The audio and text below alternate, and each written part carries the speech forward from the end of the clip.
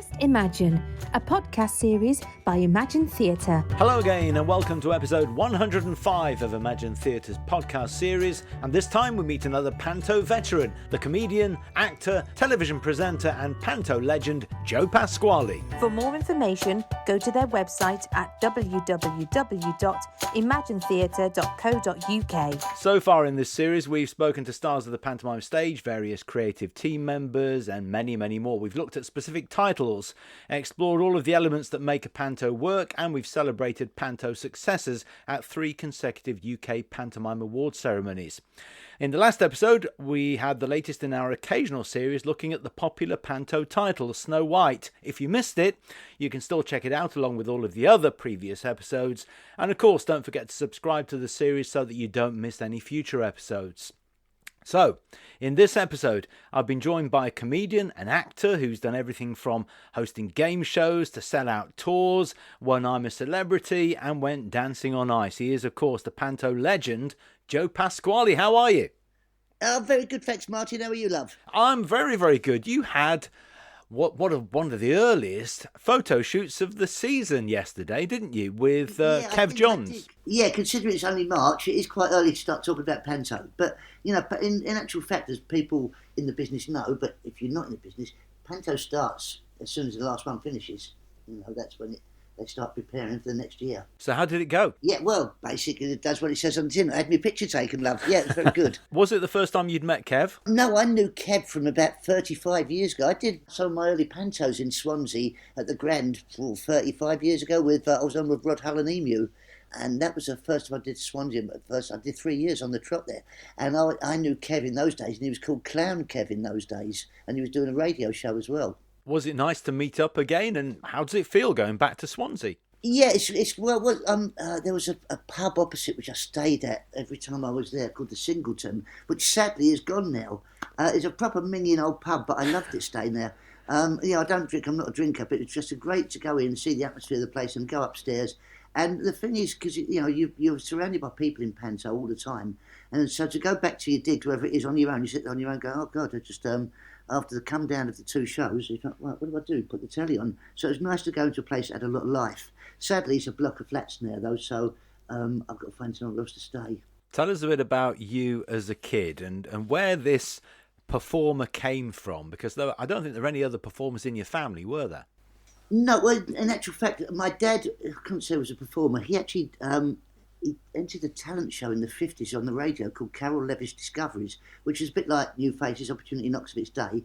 And the host was a bloke called Carol Levish. In those days, Carol was a bloke's name as well, apparently. Anyway, he entered that and he won the heat that he was in, and then he just got a job. What happened then? I think it was a bloke with a singing dog and playing the spoons or something actually won. So he got offered a few jobs, but he never took it seriously. He never went professional, and that was it. So as I was growing up as a kid, my mum and dad had 4 kids. I've got 2 older sisters and a younger brother. And my mum had a car accident when I was very young, when I was about 7. I remember coming back from hospital, and then she became depressed. She was epileptic after that, all sorts of stuff. And I took it upon myself to try and cheer her up. I think that's where it came from. That would be my mission in life, to try and make my mum laugh, and I think that's where it all started from, really. Do you remember going to see panto as a kid? Yeah, not very often. I only remember going to see one, and I was about 5 or 6. My nan took me to see Wendy Craig in Peter Pan in London. I'm not quite sure what theatre it was, because I was only about 5 or 6 years old, but yeah, I do remember it vividly. And in those days, I don't think they had the technology. Well, they definitely didn't have the technology. And I remember, Peter Pan flying about on these giant ropes that you could, there was no hidden wires or anything. It was just she was just swinging about on a bit of rope. But I still loved it. It was amazing. So who were your comedy inspirations? Because, of course, your style is unique, but who influenced you? Yeah, I think subconsciously watching him on the telly would have been Tommy Cooper, obviously. I think that was that. Dick Emery, I love Dick Emery. When it comes to the American, Steve Martin, in the early days when Steve Martin was coming through, I loved all of that stuff that Steve was doing. Andy Kaufman, I don't remember Andy Kaufman. Yeah. He played Latka in the sitcom Taxi. And then Jim Carrey did the biopic of his life, which is called Man on the Moon, which is a brilliant film. But for me, really personally, the people that really influenced me most were the people that took me under their wing, which was Ken Dodd, Des O'Connor and Bob Monkhouse, all of them were my mentors, really, and all three of them were very instrumental in me pushing my career forward, and they were so helpful and just really gave me more help than anybody in the business ever has. I remember talking to Des a few years ago about, the show that he did, the chat show, and I asked him who his favourite guests were, and immediately off the top of his head, 2 or 3 names came up, and you were one of them, and he was very supportive, wasn't he? He was great, but for Bradley and myself and all young comics in that era in the 80s and 90s, he gave so much help and a big leg up to all of these young comics coming through, not just us in this country, but I've got a lot of Americans came over as well. He brought over so many people. I think Jim Carrey was one of them, but he was brilliant. Yeah, and after about 2 or 3 times of doing the show, the first few times you'd have to go and tell him exactly what you're going to say, what you're going to do, and he'd prepare for it. Then after he got more used to you, he'd just don't tell me what you're going to do. I just don't want to know. Just go and do it. And he was brilliant. He was so supportive, and there aren't many people. Once again, Bob was the same. Bob was a genius. Well, so was Des. So was Ken. And I remember I was doing New Faces in 1987. Which is very much like Britain's Got Talent, really, in the format. The only difference was, the difference is now, is they show the auditions, whereas they didn't used to show that part of it. And I remember I got on the show, and I was in the afternoon. You do your show in the afternoon, and the panel on the one I did, I think it was Ken Dodd, Nina Mishkow. Do you remember Nina Mishkow? Nina Mishkov, and who was it? Angie. From EastEnders, what's her name? Anita Dobson. Anita Dobson was on it, yes. And so I did my show in the afternoon, just a rehearsal, and the judges would watch the performance in the afternoon, the rehearsal. So they had a rough idea that we're going to see live that night, so they could make their notes and decide what they were going to say, which isn't the same case on Britain's Got Talent now. They see it as it is. So I remember doing the spot and then going to makeup after that, ready for the show, and then Ken came in and sat next to me. I thought, oh my God, it's Ken Dodd. I was in awe. And he said, oh, son, nice to meet you. And he said, can I give you a bit of advice? So I said, yeah, absolutely. And he pulled out this bit of paper and he'd written down my whole act, word for word. And he went, right, okay, just do this tonight, do this, right. And he'd change a couple of gags, move that joke to there, get rid of that, put this joke to the end, you finish on a stronger joke there, do this, do that. And he rearranged the whole spot. And he said, if you do that tonight, you win. And I did exactly what he said. And I did. I won the heat that night. And then I got through. I came second in the grand final about 3 months later. And Ken and I stayed in touch till he went. And he was wonderful all the way through my career. He's always been there. I remember doing 6 nights a week at Blackpool Grand Theatre. And did you ever see Ken Dodd live, Mark? I did, yeah. In panto as well. Right, well, he was incredible, as you know. But I remember doing 6 nights a week. I'd do Monday to Saturday at the Blackpool Grand Theatre, 2 shows every day. On a Sunday, I'd do a Sunday concert in Skegness. I'd drive to Skegness and I'd unpack the gear, put the props up, put the light and sound, everything like that, do the show, pack it all down, drive back to Blackpool and still catch the last hour of Ken Dodd. It was incredible. Yeah, notoriously bad for never leaving the stage. They used to charge him fortunes in overtime for all the crew afterwards, so... Absolutely. It was New Faces that really opened everything up for you in terms of television and everything else you did. But when was your first professional panto? Can you remember? Yeah, my first professional was straight after that. That was I did a few amateur ones before that. Or no, they were still professional, but they were just a bit pants, really. The first one after New Faces was at Kirkcaldy at the Adam Smith Centre, and it was what was it? It was Humpty Dumpty in Space, and everybody in the show was from the soap opera up there called Take the High Road. Yeah. So they're all actors from Scottish television. Everybody was Scottish except for me. And I played Humpty Dumpty as an alien, and I came down this giant egg in the spaceship. It was an egg-shaped spaceship. And I came down and it came out, and of course everybody was Scottish. So I came, oh, it's me, look, I'm here. And it was great because I was an alien up there, really, so there was no acting required at all. Well, of course, the Adam Smith Theatre is an important part of the Imagine family as well, and Aladdin is back in Kirkcaldy this Christmas. But many people might have thought, that success on New Faces brought you overnight success. We've talked about the game shows, the television series. I think you've done 5 or 6 Royal Variety performances. But that success didn't come overnight at all, did it? Well, people say it kicked off overnight, but no, it didn't really, because after I did New Faces in 1987, nothing happened for another 6 years, really. I was just working away, because I had no experience when I'd done New Faces. I used to call bingo and referee wrestling, and that was it. So there was very little experience. I just went on telly and winged it, and don't ask me how it all came up right for me. And so for the next 5 or 6 years, I just learnt how to do stand-up. And I ended up, don't ask me how again, I was on supporting Billy Pearce at Blackpool Grand Theatre, and I got asked to do the Royal Variety Show on the back of that. And that was when it took off. So for 5 or 6 years, it wasn't overnight. Everybody think, well, overnight. It wasn't. 6 years later, after New Faces, that's when it really kicked off then. Bit of an apprenticeship, really, and a lot of comedians say that when you're down the bill and you're supporting people like Billy Pearce or maybe even Ken Dodd and others, you're learning as you go, aren't you? You're learning. I did my first summer season with a guy called Dave Evans, who was Lee Evans' dad. Yeah. Who I have to say, he's probably the best actor I ever. I watched him every night for 6 months. He was the best all-round entertainer I've ever seen in my life. He used to tear the place apart. He could sing, he could dance, he could play every instrument going. I mean, everything from a flute to a piano to a saxophone to a trumpet, everything. And he put it all in the act. And the best impressionist of his day as well. And every night I'd sit in awe at the back of the room and just watch his stagecraft. And you learn. That's exactly what you do. You learn.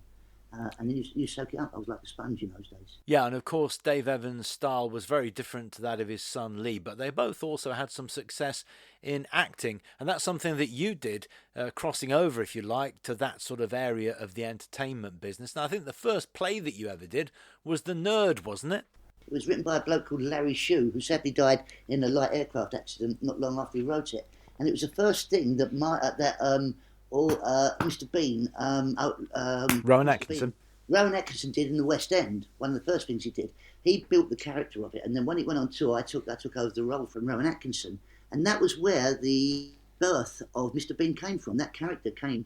Mr. Bean came from that play, and him and Richard Curtis built that character from that play. So what was it like, moving into plays rather than doing stand-up or panto then? You've done some Tom Stoppard over the years, of course more recently things like playing Frank Spencer in Some Mothers Do Have Them on tour.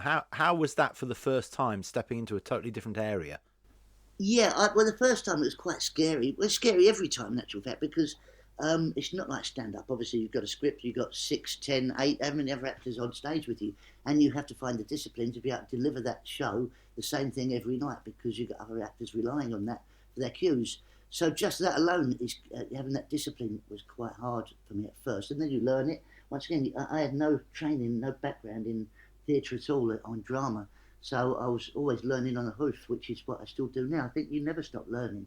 And I really enjoy the fact that the discipline of learning the script. And I've done some great plays. As you said, Rosencrantz and Guildenstern are Dead by Tom Stoppard. The producers, Mel Brooks' producers, were just a joy to do. Spamalot was another one. Spamalot was. I grew up watching Monty Python, so to get a chance to play King Arthur in the West End was just, oh my God, it was just heaven to do that. To go out and do the words of Monty Python was just real joy every single night. And then once again, as you just said, to go out and do Frank Spencer, all the big hitters, I've done some stuff, everything I grew up watching. And so every time you do it, you pinch yourself, going, I can't believe I'm in this play or this musical. And it's just, that's what I love doing. I love doing stand-up as well, but I like the diversity of what I do. I really don't know how you find the time to fit it all in, if I'm honest, because all the time you've been doing all this other stuff, you've been developing your own stand-up, doing major tours all the time. And one thing I wanted to ask you about was where the idea for Reynard came from. Well, Reynard used to work with Brian Conley for ages, for years. And I've worked with Brian on and off for years, so I knew Reynard. He was Brian's PA.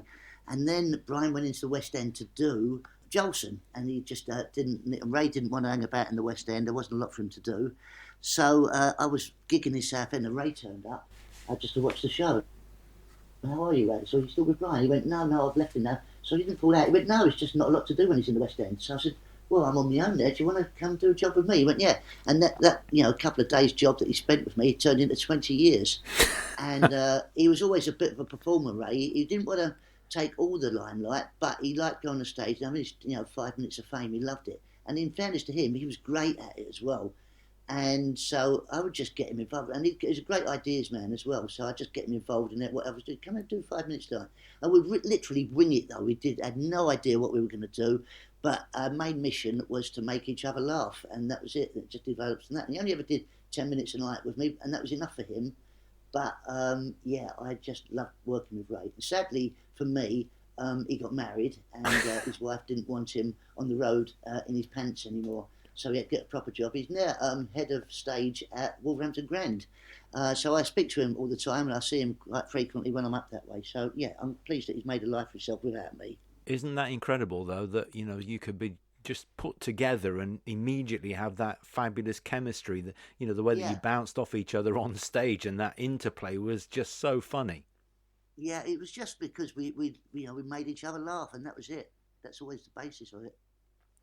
Amongst the other things you've done, I mean, some people might not know. Of course, they found out an awful lot about the real Joe Pasquale on I'm a Celebrity, of course, didn't they? And that was, again, a totally different challenge. Yeah, but once again, that was, can you believe that was 21 years ago now?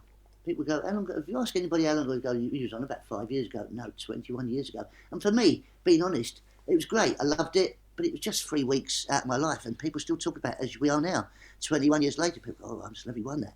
But to me, you don't see what the audience see. For me, it's like being on the worst holiday in the world, and because I won, you come back as Elvis for about 6 weeks and no one gives a monkeys. It's very weird, because you just sit there doing nothing. You only see an hour a day on telly going, look, and Ant Deck make it look so much fun. Look, they jumped out of a plane, he started crying, they had a big row, he fell over in the river, he had a kangaroo's willy. What a great day. But the reality is there's another 23 hours of the day where nothing happens, people just argue and fart all day, and that's it. And it's a real, they say it's reality telly. It's the most unreal thing ever in the world. It's total unreality, because you're starved of everything you're normally, you know, not just for food, but everything, all your phone, contact with the outside world.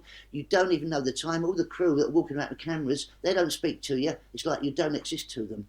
And you're like a ghost. And they've all got watches on, but they've got gaffer tape over their watches. So you have no idea of the time. And the days drag so badly. That's the worst thing about it. People say, what was it like?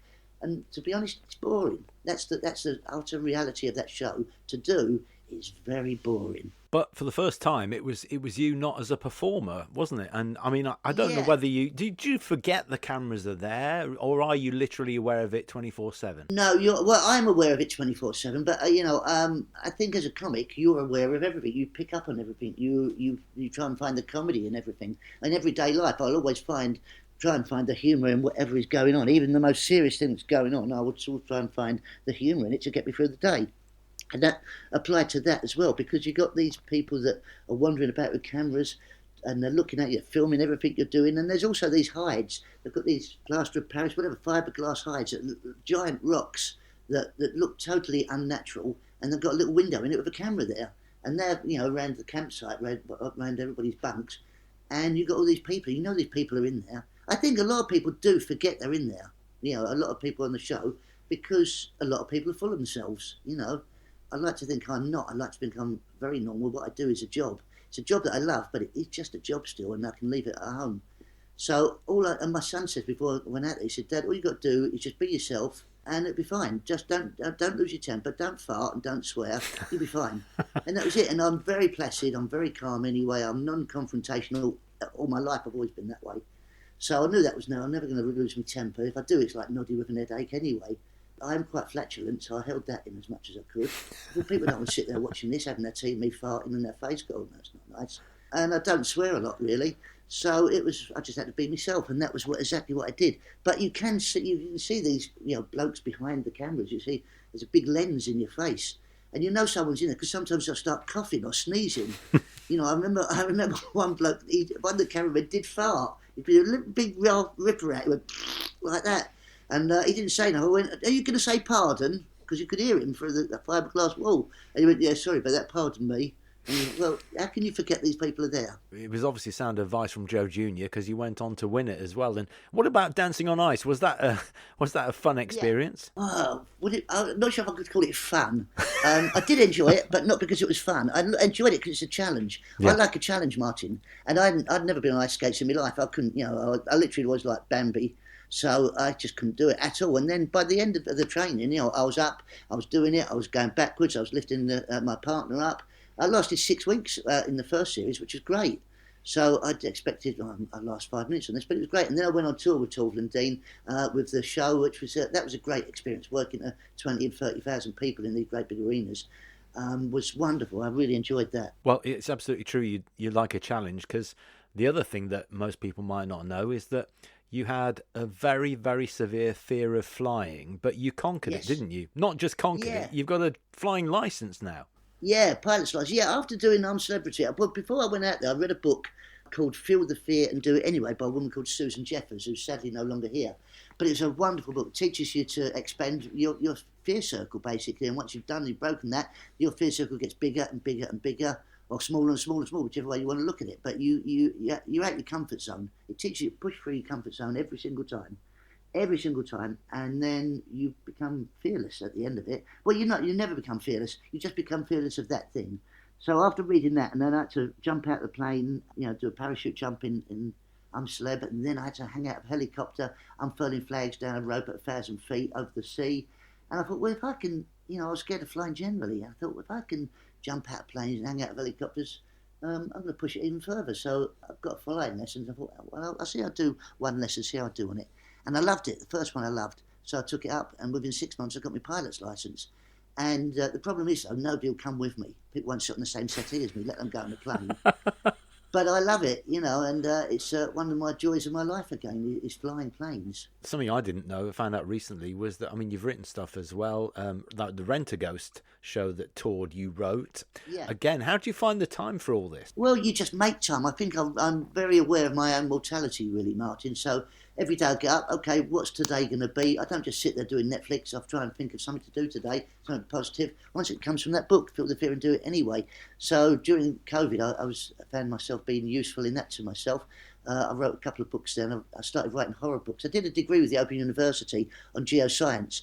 And as a byproduct of that, I started doing some other modules on creative writing and advanced creative writing. So I'm really fascinated by horror. I've always loved horror. Basically, I love being scared, which is the fundamental basis of stand-up. You've got to be scared to go and do it. It scares you to do it. And I like facing that fear every night. Even after 40 years, still get scared. I'm gigging tonight. And I'm going, oh, God, I've got to do this tonight. But I know when I get out there, it's like jumping out of a plane. Once you're out there, you're doing it. It's like diving in a freezing cold pool of water. Once you're in there, and you've got to swim. And so, I started writing books on the back. I started writing horror books. I've got 3 books out. I'm writing the first novel at the moment. But it's just a case of utilising time. That's what it's about. Yeah, and this year, of course, you're on tour with your mates, aren't you? The Prat Pack, and what a lineup that is. Yeah, that was a fantastic gig to do last year. Bradley phoned us up. It's myself, as you know, Bradley Walsh, Shane Richie and Brian Conley, and we've all been mates for over 40 years. We all started off together on the circuit, what you call the circuit then, mainly holiday camps and talent shows, all sorts of stuff we were doing, showcases. And we grew up together in the business, all 4 of us. And Brad phoned up last year and said, Squeaky, because he calls me Squeaky, he said, you working on Easter Saturday? So I went, no. He phoned Brian, and Brian wasn't working Easter Saturday. Same as Shane. None of us were working, same really, we were working on a Saturday night. Who weren't working on Easter Saturday? We weren't. But anyway, somebody had pulled out of the London Palladium for one night for whatever reason it was. And he said, I've been asked to do it. But I said no, because I haven't done stand-up in 17 years. And I said, if I can bring my mates along, then I might consider it. So if you're up for it, we're going to do it. And all of us, obviously, were up for it. And if Brad likes to put on a big band as well, big 15-piece band, Barry Robinson band, which is fantastic. And we thought, well, we've only got like 4 weeks to sell it in. It's 2,200 seats at the Palladium. And it went in a couple of days. So I went, oh my God, and it was such a success. We just loved it, on a personal level, regardless of the business and the show itself.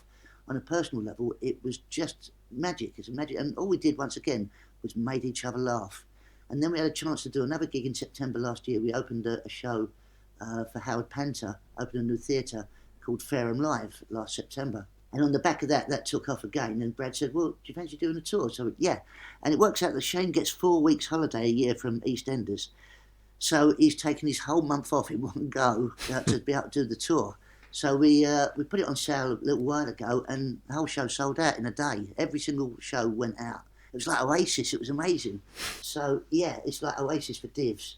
So I can't tell you how much fun it's going to be, because the last one we did in September at Fareham Live, we don't have separate dressing rooms. No one's in number 1, 2 or 3, none of that. We all share as big a dressing room as we can find, all get in that for 2 or 3 hours beforehand, and we just make each other laugh. And then when it's showtime, you just transfer that energy that we created in that room for the past 3 or 4 hours, or how long it's for, and then take that on stage with us. And it's just a continuation of just us having fun and making each other laugh. It's such a joy, isn't it, when you really love your job so much that it doesn't feel like a job anymore. But what is it you love about panto? Why do you keep going back? Well, I think there's a couple of reasons. One is it's important that kids come and see panto. It's their first experience of live theatre, especially this day and age.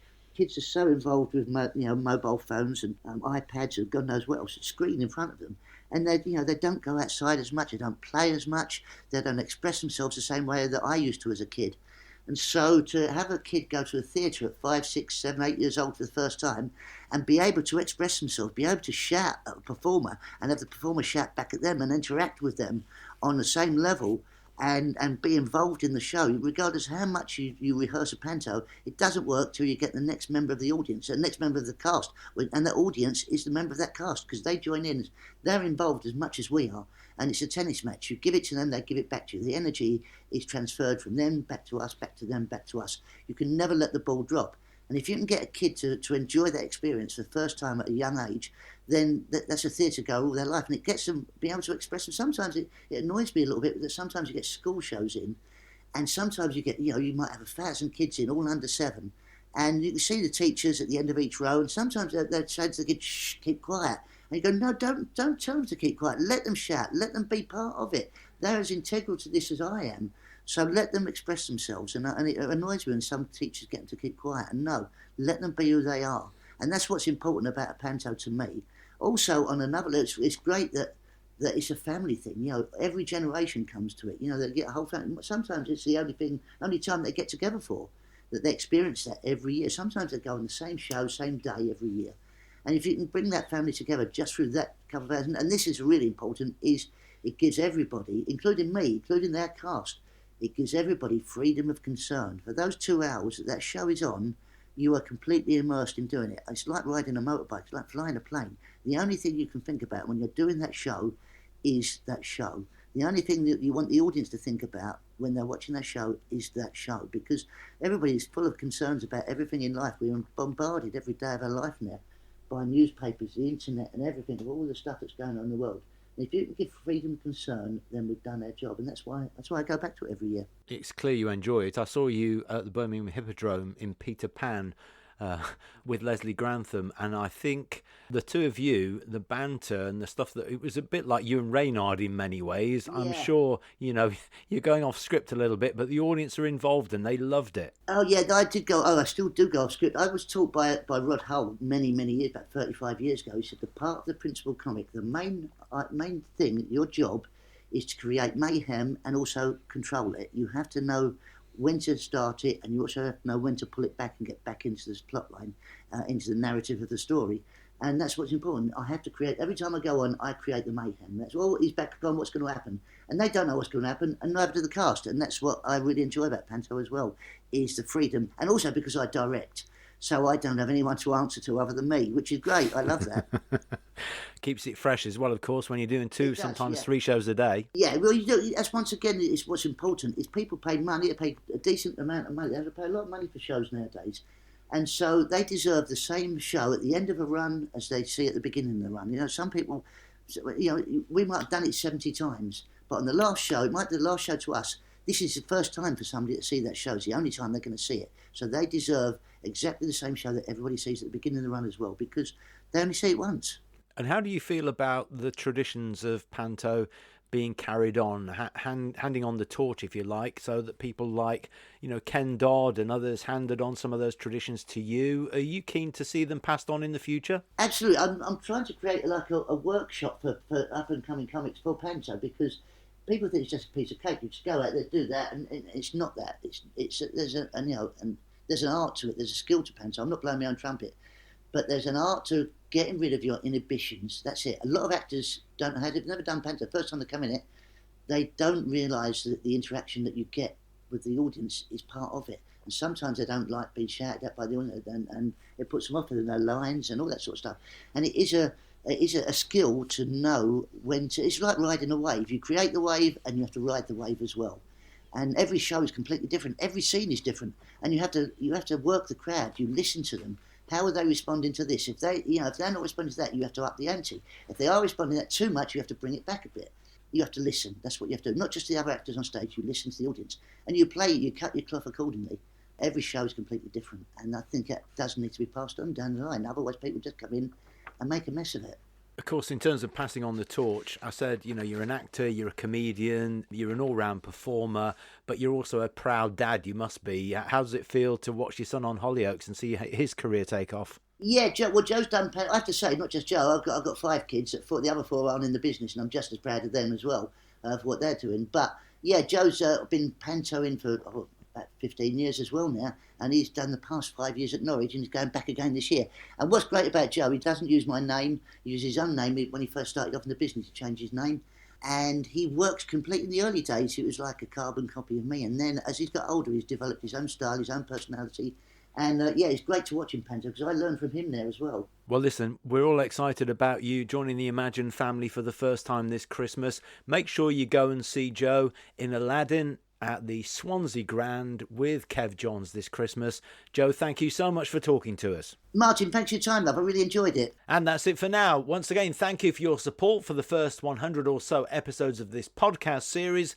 Don't forget to subscribe through your favourite podcast app and spread the word to anybody you know who loves pantomime. Next time we'll be at the official opening of Imagine's new headquarters, Trafalgar House in Coventry. So join me, Martin Ballard, next time for episode 106. Thank you for listening to the latest edition of Just Imagine, the podcast series from Imagine Theatre. And you can find out more by going to www.imaginetheatre.co.uk.